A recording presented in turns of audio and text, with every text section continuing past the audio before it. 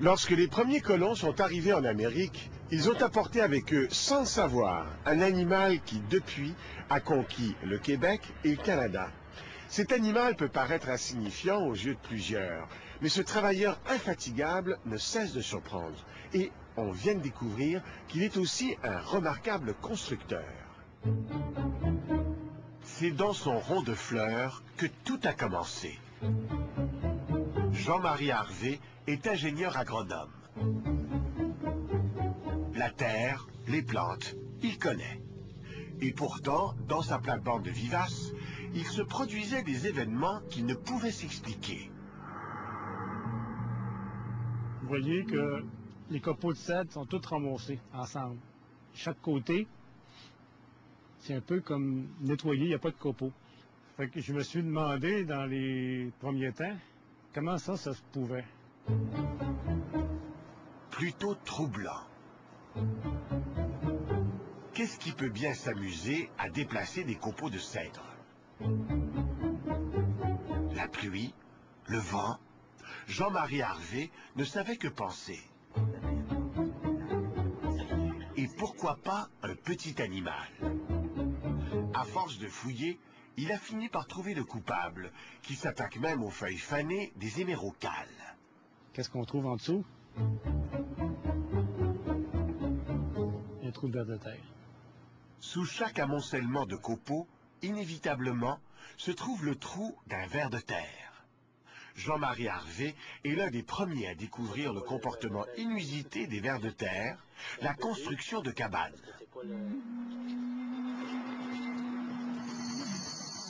Comme ingénieur agronome, il travaille souvent auprès d'agriculteurs qui ne labourent pas leur sol et dont les champs, donc, foisonnent de vers. Il y est allé voir.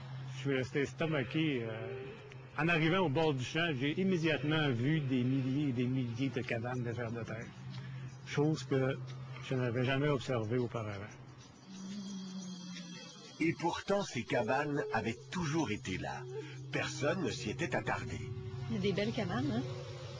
Il en parla avec Odette Ménard, elle aussi ingénieure agronome au ministère de l'Agriculture.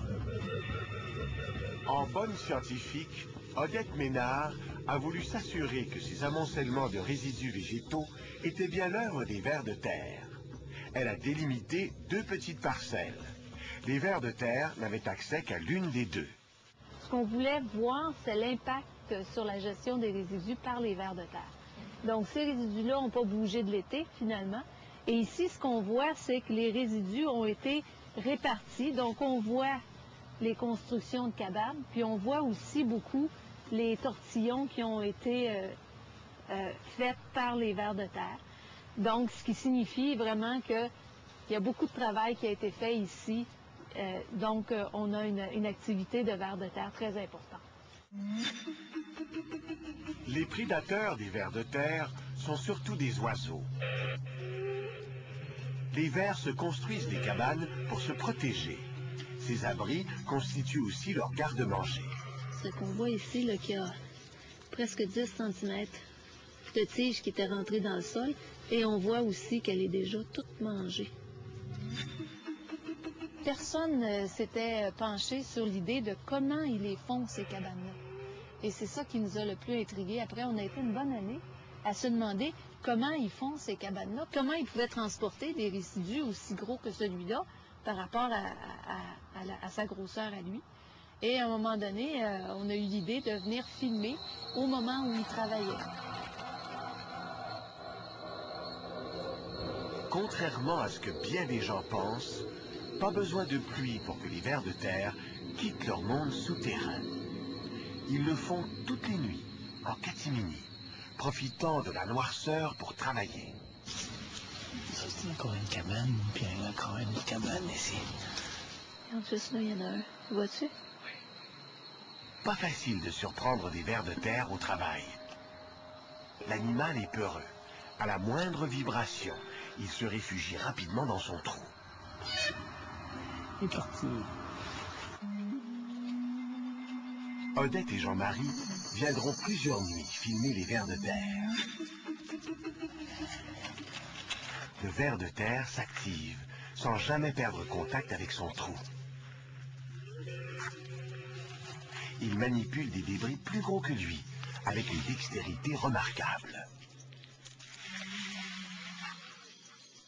C'est la première fois que les vers de terre sont surpris en pleine action par une caméra.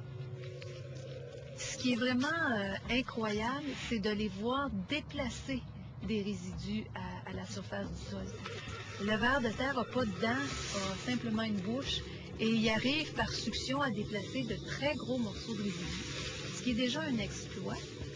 Puis par-dessus le marché, il va même arriver à les faire rentrer dans son trou.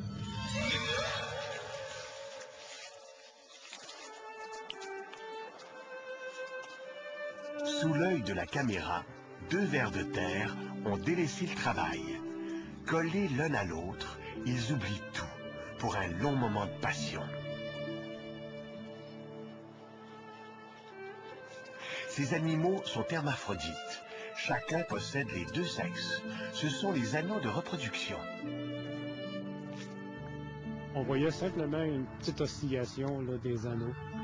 La chose a duré là, une demi-heure, 3/4 d'heure.